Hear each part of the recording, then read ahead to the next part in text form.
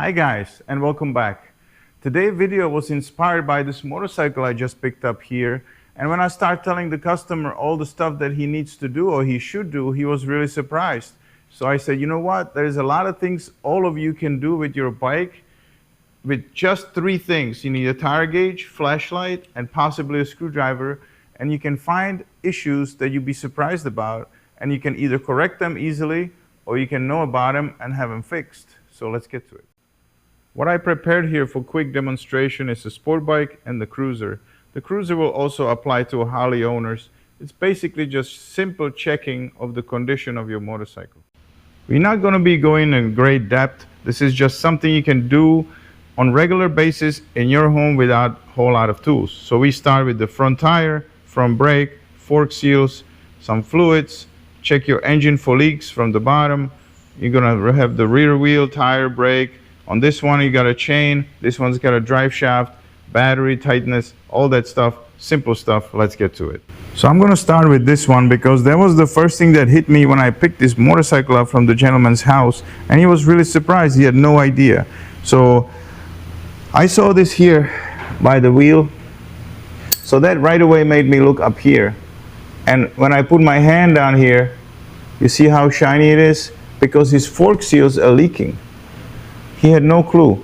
So all this oil here means that the oil is running down and it's making his front brake oily. So when I go and run my finger on this rotor, you see how oily it is? That means he now has to replace not only the fork seals, but he also needs to replace the front brake pads and clean everything up because he's got oil all over the front wheel. Next thing we can do is check his tire pressure. Second point that most people never check. So you can see in your owner's manual online what your tire pressure is supposed to be, but I'm here at 25 pounds. This should have at least 32. So if you run around with 25 pounds, what's going to happen? The tire is going to get worn out prematurely. It starts getting kind of like wavy. I have a lot of bikes that come here and they actually have like 15 pounds in the front tire, and I put the proper air pressure in it, and when they leave they feel like they got a new bike because the whole front end feels so nimble and light. Because with the low air pressure the front end starts feeling heavy.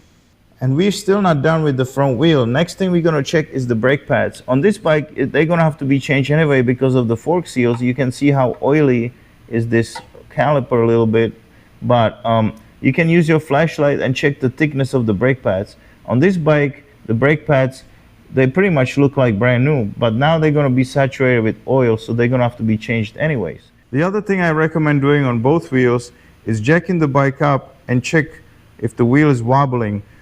I have a video in other videos of mine that is showing using a regular jack to jack up a bike. See, I'm changing a front tire here, and I'm using a regular car jack.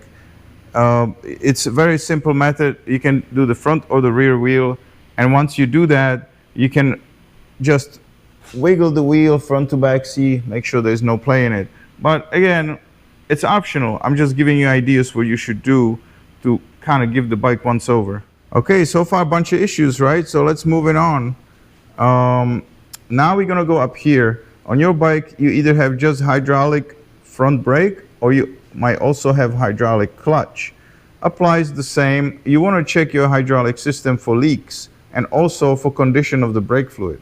So here I want to try to use my flashlight, but I right away see there's a crystallized brake fluid over here and it's leaking. This bike's been sitting for a while. It's here to do a carburetor, but you see this goo over there? This should be all bone dry, or nothing major like this. So what you want to do on your bike, run your finger under it and make sure there is no brake fluid coming out. And now we're going to open this up and see what it looks inside. Okay, anytime you want to open these brake fluid reservoirs, you want to cover the bike, because if it goes on your paint, it'll damage it, it'll eat it up. If it drips and you wipe it off right away, maybe throw some Windex on it or water, wash it, it's fine. But if it drips on, you let it on for 10-15 minutes, it'll stain your paint. So be real careful. Also, move your handlebars so this container will be kind of level so it doesn't spill out. I already loosened up my screws, so I'm gonna open this up and let's see what we can find inside. All right, so this don't look too horrible. It's a little bit low because, as you could see in I'll put this down. As you could see in front here, it's leaking, but the fluid, it's not too dark. But if it was me, I would recommend flush, but it's not critical. So, but you'd be surprised, sometimes you open this up and this is just disgusting, because on older bikes, people haven't opened it for years. Since this motorcycle has a regular cable on the clutch, not the hydraulics, I want to check the cable. I look inside here, make sure this cable is not coming apart or anything. And then it's always good practice to take some lubricant and spray right here, because as you can hear, it's bone dry and it could be annoying, and why not? Spray it, lubricate it, it'll make the life of this clutch cable much easier.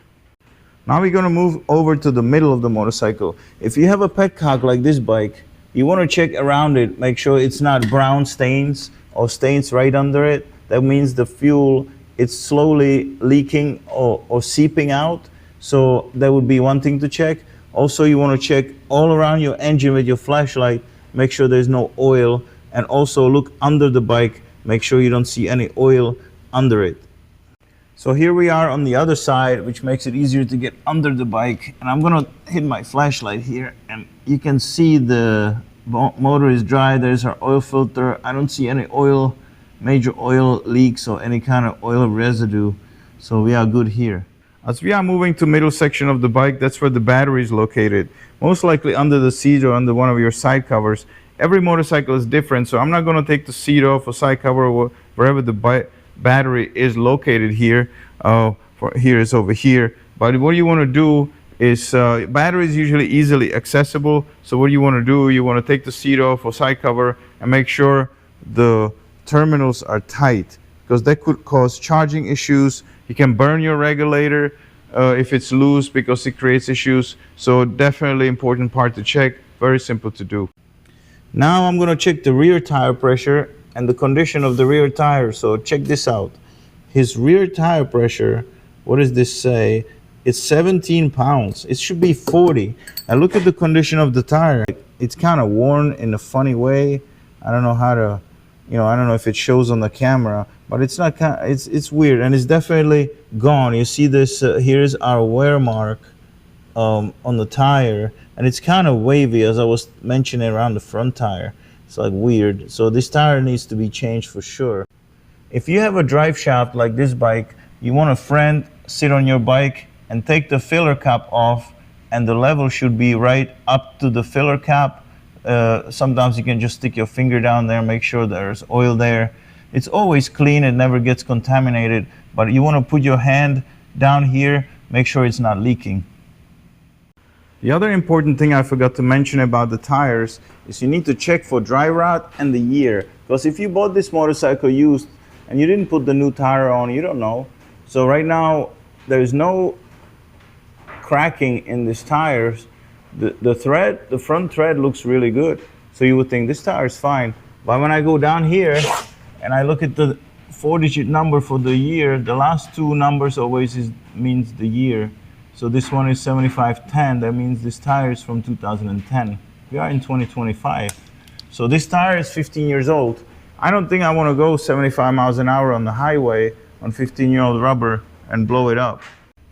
So on this bike, I'm just going to show you real quick some of the same items that we were looking at earlier. You see all this oil? Look at this. Completely oily, everything. His seals are shot. His tire is fine. I think I put that tire on not too long ago. This bike was in an accident, so a lot of the stuff will be kind of unfair to really check, because once you're fixing the bike, you kind of go through everything. The other thing that I wanted to show was the chain, because you see how rusty it is. You want to check how tight it is, make sure it's not too loose, not too tight. This one is pretty good. You don't feel like a lot of extra play.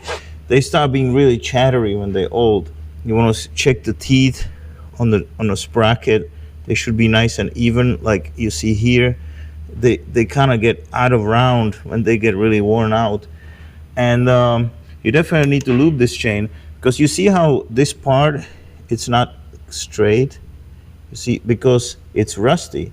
So they start creating these bad spots, and it ruins your sprocket and really prematurely ruins the chain.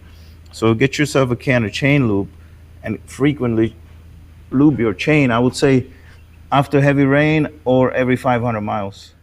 Okay guys, so I think I'm going to end the video here. Looking to show more, I'm going to make a little list of kind of a checklist that you should do. But look at the sample here. This guy thought he needs a carburetor. That's it. And I got fork seals, front brake, both tires. I mean, you know, it's $1,000 worth of work and parts. So anyway, I appreciate you watching. I'll see you in the next one. Check your bike frequently and have a good day.